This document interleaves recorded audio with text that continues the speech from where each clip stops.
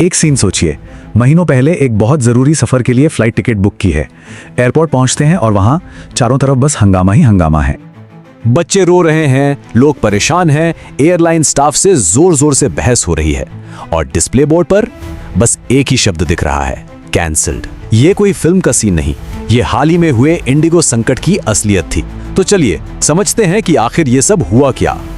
आज हम इस पूरे मामले को परत दर परत खोलेंगे, एयरपोर्ट के हंगामे से शुरू करके उन FDTL सुरक्षा नियमों तक पहुंचेंगे जो इस सब की जड़ हैं। देखेंगे कि इन नियमों में ऐसा क्या बदला और इसने इंडिगो के मुनाफे को कैसे प्रभावित किया। फिर उस बड़े आरोप की भी बात करेंगे कि क्या यह संकट जानबूझकर बनाया गया था। और आखिर में सबसे बड़ा सवाल, सुरक्षा जरूरी है या मुनाफा। तो ठीक है, कहानी शुरू करते हैं एयरपोर्ट पर मचे उस हंगामे से। लेकिन इस अफरा तफरी को समझने से पहले ये जानना जरूरी है कि इंडिगो आखिर कितनी बड़ी कंपनी है। भारत के एविएशन मार्केट का 60% से भी ज्यादा हिस्सा वो अकेले इंडिगो के पास है। मतलब भारत में उड़ने वाली हर 10 में से 6 फ्लाइट इंडिगो की होती हैं। और जब कोई इतना बड़ा हो जाता है तो उसके पास नियमों को बनाने वालों यानी रेगुलेटर्स पर दबाव डालने की ताकत भी आ जाती है। तो जरा सोचिए, जब इतनी बड़ी एयरलाइन अचानक ठप पड़ जाए तो क्या होगा। 5 दिसंबर को सिर्फ एक ही दिन में 1000 से भी ज्यादा उड़ानें रद्द हो गईं। लाखों लोग एयरपोर्ट पर फंस गए और जो गिनी चुनी टिकटें मिल भी रही थी उनके दाम आसमान छू रहे थे। तो सवाल उठता है कि यह पूरा का पूरा सिस्टम ऐसे अचानक ढह कैसे गया। इसकी वजह छिपी है सुरक्षा नियमों के एक सेट में जिसका नाम है FDTL। FDTL, इसका पूरा नाम है फ्लाइट ड्यूटी टाइम लिमिटेशंस। ये वो नियम है जो DGCA यानी हमारी सिविल एविएशन अथॉरिटी बनाती है और इसका सीधा सा मकसद है ये पक्का करना कि पायलट ज्यादा काम करके थक ना जाएं, जिससे यात्रियों की सुरक्षा बनी रहे। इसे ऐसे समझिए, अगर एक कैब ड्राइवर बहुत थक कर गाड़ी चलाए तो एक हादसा हो सकता है ना। लेकिन सोचिए, अगर एक पायलट थका हुआ हो तो सैकड़ों लोगों की जान दांव पर लग जाती है। बस इसीलिए पायलट का आराम इतना जरूरी माना जाता है। तो इन FDTL नियमों में ऐसा क्या बदल दिया गया कि इतना बड़ा बवाल खड़ा हो गया। चलिए एक एक करके देखते हैं। पहला बदलाव, नाइट ड्यूटी का टाइम। पहले यह रात 12 से सुबह 5 बजे तक मानी जाती थी।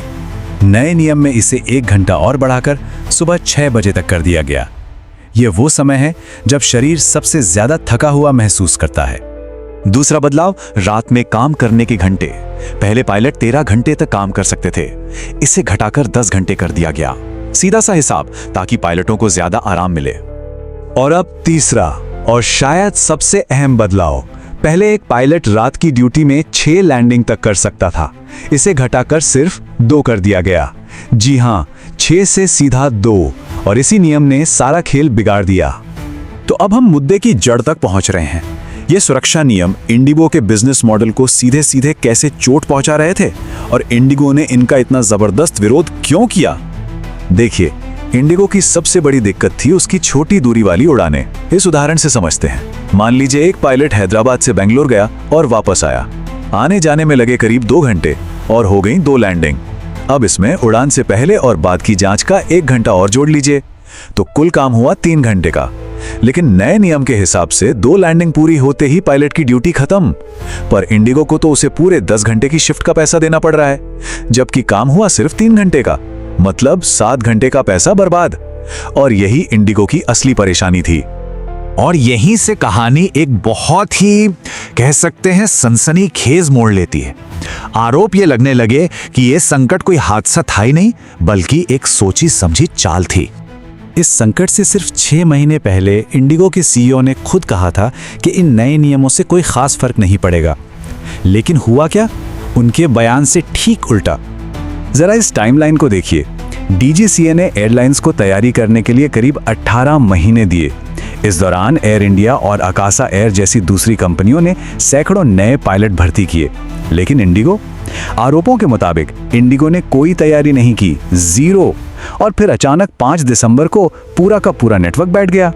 तो आरोप बिल्कुल साफ था, जानबूझकर ऐसा संकट खड़ा करो कि जनता परेशान हो जाए, इतना हंगामा हो कि सरकार पर दबाव बने और वो इन नियमों को वापस ले ले। और इस संकट की टाइमिंग वो भी बहुत अजीब थी। ये सब ठीक तब हुआ जब रूस के राष्ट्रपति पुतिन भारत के दौरे पर थे। पूरी दुनिया की नजरें भारत पर थीं और मीडिया का सारा ध्यान इस बड़ी डिप्लोमेटिक मीटिंग से हटकर एयरपोर्ट पर मचे इस हंगामे पर चला गया। इससे हुआ ये कि एक अहम मौके पर दुनिया भर में भारत की छवि को नुकसान पहुंचा। तो आखिर में इस खींचतान का नतीजा क्या निकला? कौन जीता, सुरक्षा या मुनाफा? नतीजा ये हुआ कि सरकार ने यात्रियों की सुविधा का हवाला देकर नए सुरक्षा नियमों को लागू करने पर रोक लगा दी। मतलब साफ शब्दों में इंडिगो जो चाहता था उसे वो मिल गया। इस लड़ाई में इंडिगो की जीत हुई, सरकार को झुकना पड़ा और यात्रियों की सुरक्षा वो हार गई। और ये सब हमें इस कहानी के सबसे जरूरी सवाल पर लाकर खड़ा कर देता है। कल को अगर किसी थके हुए पायलट की वजह से कोई हादसा हो जाता है तो उसका जिम्मेदार कौन होगा? वो एयरलाइन जिसने सुरक्षा नियमों के खिलाफ लड़ाई लड़ी, या वो सरकार जिसने उन नियमों को कमजोर कर दिया? ये एक ऐसा सवाल है जिस पर हम सबको सोचने की जरूरत है।